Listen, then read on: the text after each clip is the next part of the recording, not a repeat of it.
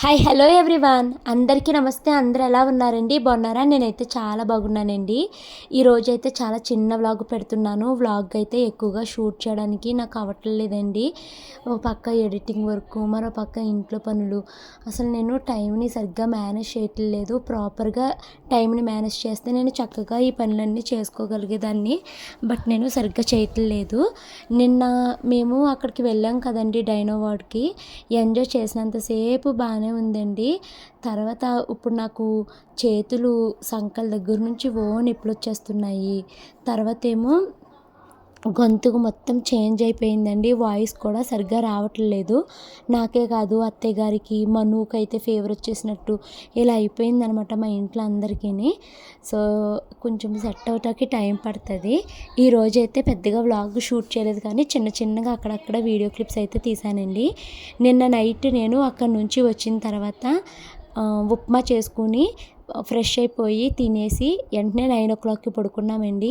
మళ్ళీ morning 6 o'clock అయితే లేచి ఈరోజు మనుకి షానుకి లాస్ట్ వర్కింగ్ డే అండి.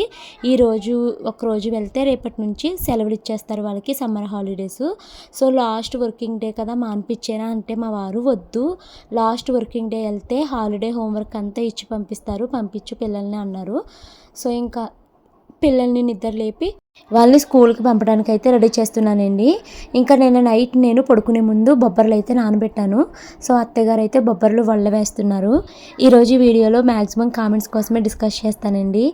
నువ్వు మీ అమ్మ దగ్గరికి వెళ్ళినా, మీ అత్తయ్య వాళ్ళ ఇంటికి వెళ్ళినా, నీకు మీ అత్తయ్య వాళ్ళు చేపల కూరలని ఇలా రకరకాల వంటలన్నీ చేసి పెడతారు కదా, నువ్వు మాత్రం ఎప్పుడు చూసినా వాళ్ళకి మామూలు రోజువారీ చేసుకున్న వంటలే చేసి పెడుతున్నావు, కొత్త రకాలు ఎందుకు చేయవు అని ఇలాగ కామెంట్లు అడిగారండి.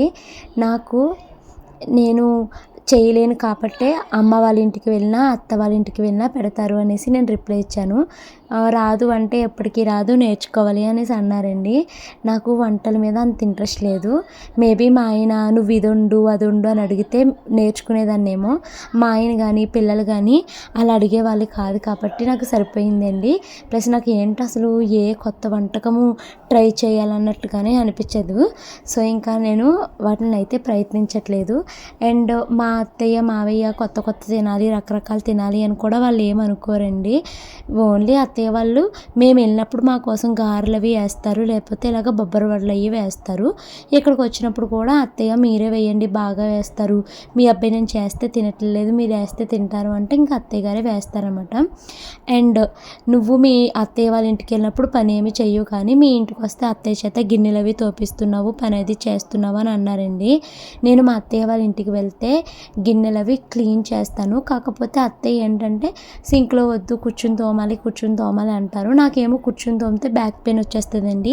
నేను నుంచుని ఎంత పనైనా చేస్తాను. సో 2-3 సార్లు నేను లోపల గిన్నెలు తోమితే అత్తయ్య 1-2 సార్లు బయట వేసుకుని తోముతారు అంతే. మిగతా టైంలో మ్యాక్సిమం నేను 1 గిన్నె ఉన్నా 2 గిన్నెలు ఉన్నా తక్కువ ఉన్నప్పుడు అంటేనే సింక్లో తోమేసుకుంటాను. కాకపోతే అక్కడ ట్రైపాడ్ అది ఉండదు కాబట్టి మీకు వీడియో తీసి చూపించడానికి ఉండదు అంతే. ఇంకా తర్వాత నేను మీ ఇంటికి వచ్చాను, నేను పని చేయను, మీరు మా ఇంటికి వచ్చారు, మీరు పని చేయాలి అన్నట్టు మేమిద్దరం ఏమి అనుకోమండి. అక్కడికి వెళ్తే నేను చేసే పనులు ఏంటి, వంట పనికి జోలికి వెళ్ళను, కానీ ఇల్లు క్లీన్ చేస్తాను, 2-3 గిన్నెలు లాంటివి అలాంటివి తోముతాను తప్పించి ఇంకా అత్తయ్య ఏం పని ఏం చెప్పరు. మరి మీ అత్తయ్య మీ ఇంటికి వద్దు ఇడ్లీలు అవి వేయట్లేదని అక్కడ కనీసం ఇడ్లీలు కూడా వేయమన్నారు.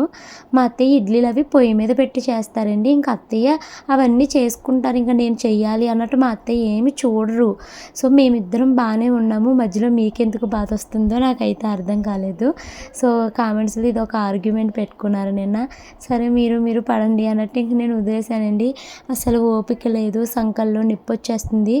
జారినప్పుడు గట్టిగా ఫస్ట్ టైం 2 సార్లు చాలా భయపడిపోయానండి. గట్టిగా బిగబెట్టుకుని జారాను. ఒకసారి ఏమో చెయ్యి అంతా కాలిపోయినట్టు అయిపోయి పుండైపోయింది మోచేతి దగ్గర. ఇంకా అసలు మరో పక్కేమో అక్కడ నీళ్ళు దొరకకపోతే బోరు నీళ్ళు తాగేసామండి. వచ్చే దారిలో కొంచెం దూరం నడుచుకుంటూ వచ్చాము. ఆ బోరు నీళ్ళ వల్ల ఏంటో వాయిస్ అసలు మాట్లాడుతున్నాను కానీ చాలా స్లోగా వస్తుంది. సో ఇంకా అలా జరిగిందనమాట. ఇంక నేను వాషింగ్ మిషన్లో అయితే బట్టలు వేస్తున్నానండి. మళ్ళీ నిన్న నుంచి అదే డ్రెస్లో ఉన్నామని మీరు కామెంట్ పెడతారేమో అని నిన్న వచ్చిన తర్వాత ఫ్రెష్ అయిపోయి నార్మల్ బట్టలు అయితే వేసేసుకున్నాను. ఇప్పుడు వాకింగ్కి వెళ్తున్నాను కదా అనేసి ఈ బట్టలు అయితే వేసుకున్నాను. మళ్ళీ ఎలాగో స్వెట్ పట్టేస్తుంది, ఉతికిన బట్టలు ఎందుకు అనేసి నైటీ మార్చుకుని ఈ డ్రెస్ అయితే వేసేసుకున్నాను. ఇంకా తర్వాత అయితే వాకింగ్ నుంచి వచ్చాక ఇప్పుడు మళ్ళీ పిల్లలిద్దరిని స్కూల్ నుంచి తీసుకురావాలి. దట్టు బైక్ ఒకటి పెట్రోల్ అయిపోయిందండి. బాటిల్ తీసుకెళ్ళి పెట్రోల్ వేయండి అంటుంటే అసలు ఎవ్వరు బాటిల్లో పెట్రోల్ కొట్టమంటున్నారండి. ఇప్పుడు బైక్ని పెట్రోల్ ట్యాంక్ వరకు తీసుకుని వెళ్ళి మనము పెట్రోల్ కొట్టించుకోవాలి. అంత దూరం తీసుకెళ్ళగలమా లేదో తెలియట్లేదు. ఇంకా నేను మా వారు ఇంకొక 2-3 పెట్రోల్ బంకులు తిరుగుదాము, ఎవరొకరు దయచేసి కొంచెమైనా వేయపోతారా అనేసి అనుకుంటున్నాం అనమాట. ఇంకా మా హస్బెండ్ ఏమో మావయ్య గారికి జైపూర్ పూట వేయించడానికి తీసుకెళ్లారండి. ఇంకా నేనే పిల్లలిద్దరిని స్కూల్ నుంచి తీసుకురావాలి. సో 11:30కి స్కూల్ అవుతుంది అనమాట. నేను 11:10 ఆ టైంకి స్టార్ట్ అయ్యాను అనుకో, కరెక్ట్గా స్కూల్ టైంకి రీచ్ అవుతాను. నడుచుకుంటూ వెళ్ళి నడుచుకుంటూ రావాలి. మళ్ళీ చెమటలు పట్టేస్తాయి కదా, ఇంకా వాళ్ళు తీసుకొచ్చాక ఫ్రెష్ అవుదాం అన్నట్టు ఇంకా ఫ్రెష్ అవ్వలేదు. అయితే మళ్ళీ నేను ఇంటికి వచ్చాక చేయాల్సిన పని చాలా ఉంది. ఎడిటింగ్ వర్క్ కంప్లీట్ చేసుకోవాలి, పిల్లలవి బట్టలు ఉతకాలి, అవన్నీ చేయాలండి. సో ఫస్ట్ అయితే కూర స్టవ్ మీద పెట్టేసి వెళ్ళారంటే నేను వచ్చే లోపల కుక్కర్ విజిల్స్ అవుతుంది అనేసి స్టవ్ మీద అయితే కూర పెట్టేసుకుని వెళ్తున్నానండి. ఇదిగోండి, ఇందులో నేను మామిడికాయ ముక్కలు అయితే వేసి మామిడికాయ అయితే వండుతున్నాను. ఉప్పు, కారం, పసుపు అన్నీ అయితే మిక్స్ చేసేసి స్టవ్ మీద అయితే పెడుతున్నానండి. మరో పక్కన అయితే బియ్యం కూడా పెద్ద కుండే పెడుతున్నాను. ఎందుకు అంటే చిన్న కుండ పెడుతుంటే సరిపోవట్లేదు మాకు, అందుకనేసి ఎక్కువ బియ్యమే పెట్టాను అనమాట.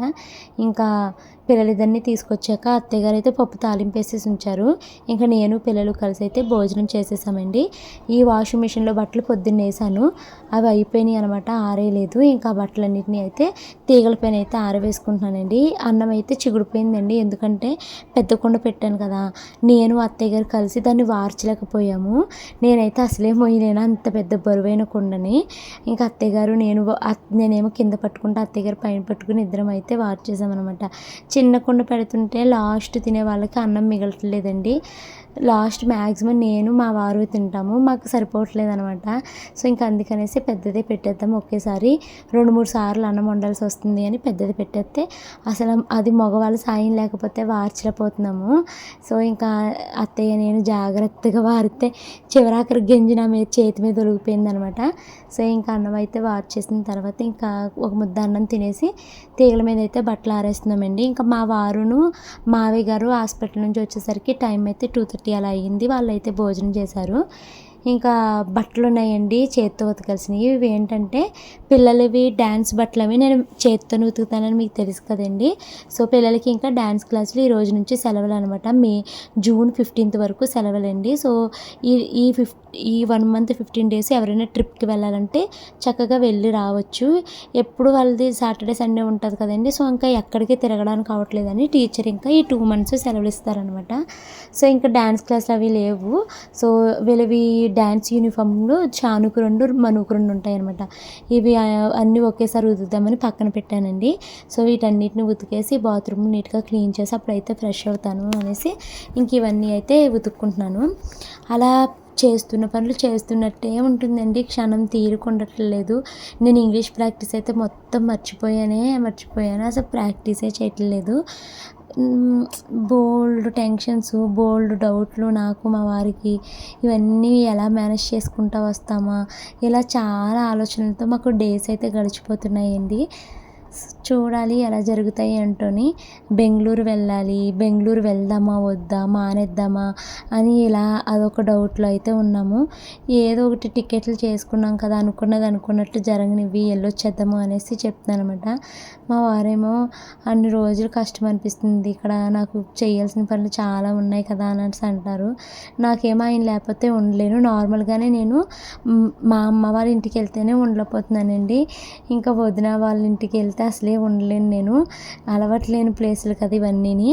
సో నాకు నా ఇల్లే నాకు సుఖమండి. అది రెంట్ హౌస్ అయినా ఓన్ హౌస్ అయినా ఏదైనా కూడా ఇది మాది అన్నదే నాకు హ్యాపీగా అనిపిస్తుంది అనమాట. ఇంకా మా వారు నువ్వు ఉండు, నువ్వు లేకపోతే నేను ఉండలేను అనేసి చెప్తున్నాను. ఇంకా బట్టలన్నిటికి అయితే సబ్బు పెట్టి బ్రష్ కొట్టేశానండి. చేతులు లాగేసినాయి, అసలు సంకలు నిప్పులు చేసేసి ఉన్నాయేమో. ఇంకా అలాగే ఉతికేసాను అనమాట. తర్వాత అయితే ఈ బట్టలన్నిటిని అయితే జాడించేస్తున్నాను. నిన్న ఇంకొక కామెంట్ పెట్టారండి, నువ్వు చాలా తెలివైన దానివి అక్క, ₹1 ఖర్చు పెట్టకుండా అన్ని కొలాబరేషన్లో ఫుడ్లు తెప్పించేసుకుంటున్నావు, ఏమన్నా హైదరాబాద్లో చూడాల్సిన ప్లేసెస్కి కొలాబరేషన్లో వెళ్ళిపోతున్నావు అని ఇలా కామెంట్ పెట్టారండి. నేను అలా వెళ్ళాలి అని నాకు ఎప్పటి నుంచో డ్రీమ్ అనమాట. ఒకటి, ఇంత పెద్ద ప్లేస్కి నన్ను ప్రమోషన్కి పిలిచారు అన్నది అదొక గర్వంగా అనిపిస్తుంది నాకు. 2 ఏంటి అంటే, అలాంటి ప్లేసులు మనం డబ్బులు ఖర్చు పెట్టుకుని వెళ్ళాలి అంటే వేలకు వేలు ఖర్చు పెట్టాలండి. సో దేవుడు నాకు ఇంత మంచి అవకాశం ఇచ్చాడు అనేసి వచ్చిన అవకాశాన్ని నేను వేస్ట్ చేసుకోకుండా యూటిలైజ్ చేసుకుంటున్నాను. సో నేను ఇది చాలా గర్వంగా ఫీల్ అవుతాను. అండ్ అదేమి ఊరికి ఇస్తున్నది కాదండి. ఇప్పుడు నేను వాళ్ళకి వీడియో పెట్టాను అనుకోండి, మొన్న వండర్లా వీడియో పెట్టాను, 5-6 lakhs వ్యూస్ వచ్చినాయి దానికి. యూట్యూబ్లో 5 lakhs వస్తే ఇన్స్టాగ్రామ్లో 4 lakhs వచ్చినాయి. తర్వాత ఏమో ఫేస్బుక్లో ఒక 1 lakh వరకు అలా వెళ్తాయి. సో టోటల్గా వాళ్ళు నా వీడియో ద్వారా 10 లక్షల మందికి దాని గురించి తెలుస్తుంది కదండి. అదే బయట వాళ్ళకి మామూలుగా పిలిచి చేసేయండి అంటే వాళ్ళకి ఇచ్చిన ఉపయోగం ఉండదు కదా. నా వల్ల వాళ్ళకి బిజినెస్ అవుతుంది, వాళ్ళ బ్రాండ్ కొన్ని లక్షల మందికి తెలుస్తుంది కాబట్టి ఇచ్చారు. అయితే ఇదంతా ఒక రోజులో అయిపోలేదు కదా. ఈ బ్రాండ్ ఒక భవానీ పాఠశాల అన్న పేజ్ క్రియేట్ చేయడానికి, ఒక ఛానల్ని క్రియేట్ చేసి భవానీ పాఠశాలని అన్ని బ్రాండ్స్కి తెలిసేంత వరకు చేసుకోవడానికి 5 years టైం అయితే పట్టిందండి.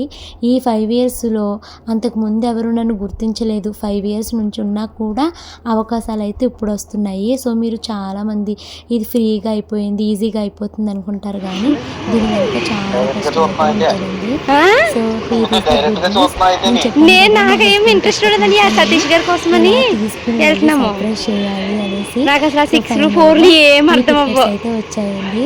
మా హస్బెండ్ ఫేస్లో జస్ట్ సతీష్ గారు ఎంజాయ్ చేస్తారో చెప్పమని చెప్పేస్తారు అంతే. నాకు చాలా హ్యాపీ అనిపిస్తుందండి. తను ఎంత హ్యాపీ ఫీల్ అయ్యారు ఏంటి అన్నది డైరీలో రాసుకుంటేనే నాకైతే తెలుస్తుంది అనమాట.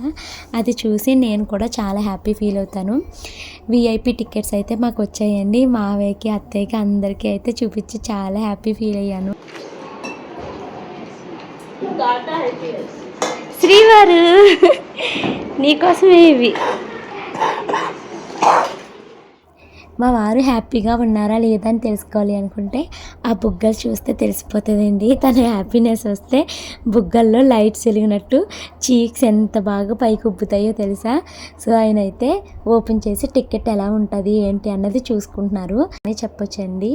ఇంకా చాలా గిన్నెలు ఉన్నాయండి. మొత్తం అన్ని గిన్నెలు తోమడానికి నాకు 1 hour టైం పట్టింది. మొత్తం అన్ని గిన్నెలు తోముకుని ఇంకా మినపప్పు అయితే ఈవినింగే నానబెట్టానండి. సో దాన్ని అయితే గ్రైండర్లో వేయకుండా ఇంకా మిక్సీ జార్లో అయితే వేసేస్తున్నాను. ఎందుకంటే ఇప్పుడు గ్రైండర్ వేసి దాన్ని మళ్ళీ కడిగి పెద్ద పని అబ్బా చేయలేని అనిపించింది నాకు. సో ఇంకా అందుకనేసి దాన్ని మిక్సీ జార్లో అయితే వేసేసి మిక్సీ అయితే పట్టేశానండి. సో ఇదేంటి ఈరోజు వీడియో. కొంచెము పనుల్లో బిజీగా ఉండడం వల్ల వ్లాగ్స్ సరిగ్గా చేయలేకపోతున్నాను. ఎవ్రీ సండే లైవ్కి వచ్చేదానండి. ఈరోజు లైవ్కి కూడా రావడం అయితే కుదరట్లేదు. సో మండే మ్యాక్సిమం రావడానికి అయితే ట్రై చేస్తాను. Thank you so much watching this video. Bye bye.